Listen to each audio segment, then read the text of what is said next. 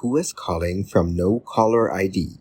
I'm going to show you how you can easily see who is calling from a no caller ID. When you receive a call labeled as unknown caller, it means your phone service provider couldn't identify the caller due to network issues or because the call is international. If you're not expecting the call, it's best not to answer, as legitimate callers typically leave a voicemail. Make sure your voicemail box has enough space.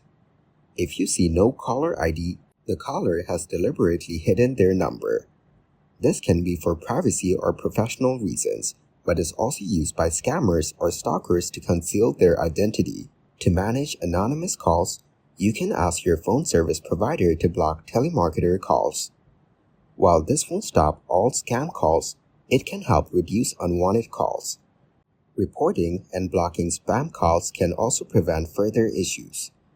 Keep your phone number private and share it only with trusted contacts. Be cautious with calls claiming to be from government officials or authorities, as scammers often impersonate them to extract personal information.